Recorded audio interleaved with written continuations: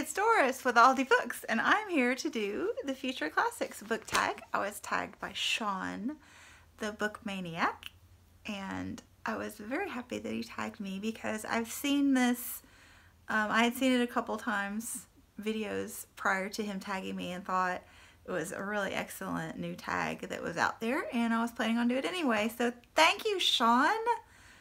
We're like on the same wavelength about this. So there are only 5 questions, and I just think they're really excellent, an excellent range of questions. I like them a lot. So number 1 is name a classic that will still be relevant in the future. So I'm going to go with Animal Farm by George Orwell. I think I've spoken about this several times recently. I am an ESL high school teacher, and I have taught this a couple times in the past year, and also listened to it on audio with my son, who is 14, I think this summer or fall. And all these kids just love it. They just really get absorbed in the storyline. I think the fact that it's told through the animal story, kind of like a fable, really gels with them, and the complexity of the story and what happens to the characters, it just really pulls them in. And then of course the historical timeline with communism.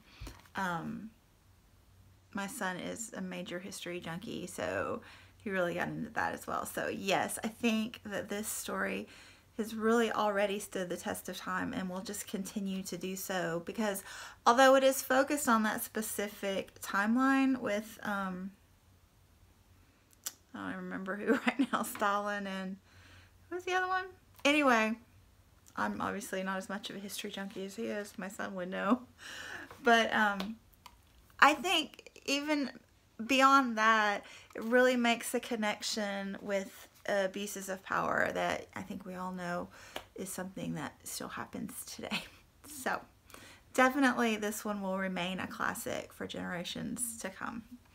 The next one is name a recent book that's gone under the radar, which you think will be a classic. So one that I think went on under the radar quite a bit, that I've talked about like really recently, is In the Land of Armadillos by Helen Merrills Shankman.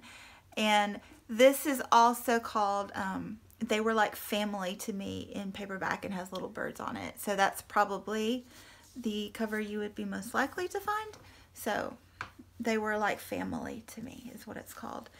And the reason I think that this should be a classic and should be more on the radar at the very least, this is a World War II Holocaust story, and there are quite a few of those out there. I think it's a really important topic, so there's that.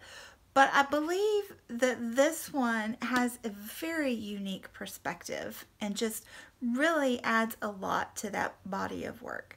So this one is set in Poland, in a border town.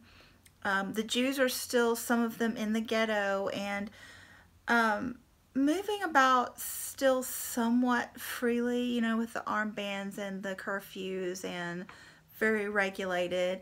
And Jews are still being killed, you know, just pick a few and shoot them into the large burial ditches in the community. But there are still some that are actively working.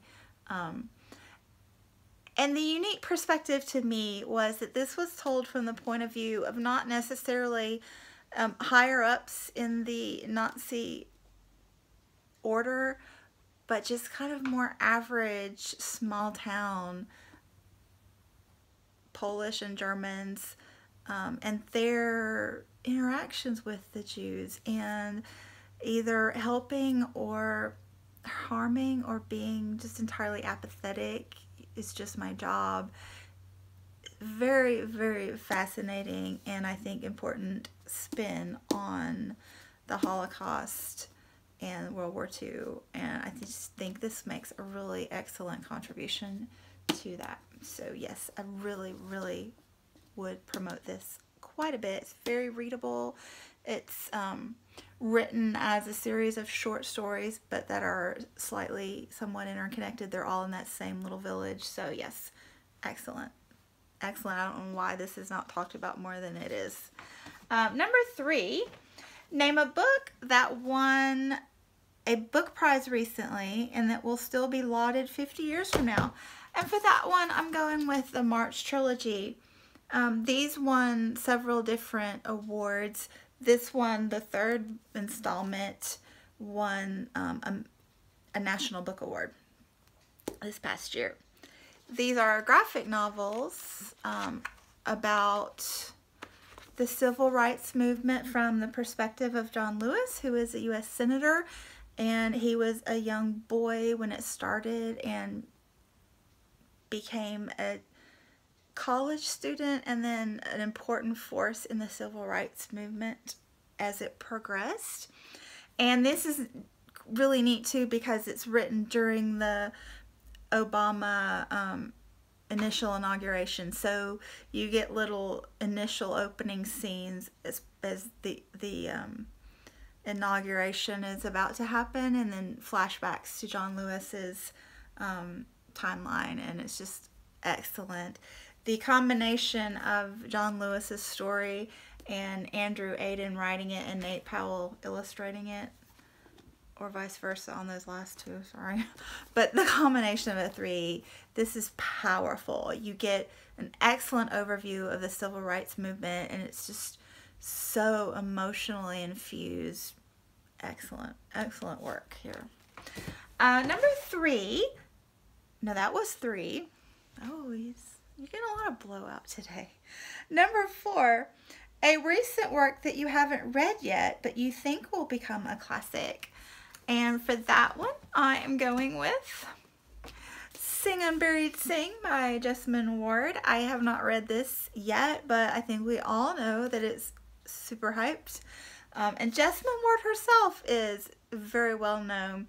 And I think I'm going for this more based on Jessamine Ward herself. I think that she is on track to become the Toni Morrison of this generation. So going with this, and I'm planning on reading it tomorrow. That's the plan anyway. So yes, Sing Unburied Sing by Jessamine Ward, I think will be a future classic. And number 5, name a favorite book that you want to save for your grandchildren. There are so many, but I'm gonna go with The Borrowers by Mary Norton. I read these. These were my big sister's books. She's 9 years older than me, and I read all of hers when I was a kid numerous times. I don't even know how many times I've read these books. I just think they're absolutely delightful. There was a comic series in the 2000s, maybe. It was well past my childhood that it came out, but I saw it. But the premise is it's set in England, I think maybe during the Victorian times. Or no, it's more closer to the turn of the century, I think. Of that other century, not this one. Anyway, but it's little tiny people living in your floorboards secretly, and every time that extra sock or a missing pencil or whatever, or safety pin, you say, oh, the borrowers took it. But it's so cute. It just feeds on a child's imagination. And there were 4 of them that my sister had, and I read all 4 thoroughly. And recently when I went to that cheap bookstore, the Fill Your Bag sale, I was able to find all 4, and I was just happy to bring them home. And there was a 5th that I never knew existed. So I read the 5th one, and it was every bit as cute as the first 4, and I loved it just as much now as I did reading them back then. So yes, delightful series. So that's it. Just 5 questions, but they were great questions, I thought. So I am going to link Shawn, the Book Maniac, down below. Definitely check him out. He has great videos on books. Great videos. But then I'm going to tag a few people as well, and I will link them down below also. I'm going to go with 2 people that I've been hanging out with for a little while. I mean, I've only been on BookTube a little over a year myself, And then I'm going to tag a couple of new to my channel, like that I've been following for a month or two. So I'm going to tag Bree Hill and Ange from Beyond the Pages. I just think they'll both do such a great job with this tag. I just love these questions. So I think they'll both bring unique perspectives to this tag. And then I'm going to tag Danni Buxton and Vanessa K Pham, both channels that I have found recently and I'm really enjoying. So definitely check them out. They're newbies under 1,000. I think that Danni is, they both do vlogs once in a while, and you know I like those, but they do other great videos as well. And Danni, I think, is a newly married-ish, I don't know. And I think Vanessa is a college student who just went on vacation in a tropical clime, so good for her. But yes, delightful channels, both of them, as well as Ange and Bree and Shawn. So 5 great channels to check out if you have not yet. So thanks for watching, and I will be back soon. And please do this tag if you're interested. I thought it was great. So yeah, I'll chat with you soon. Bye.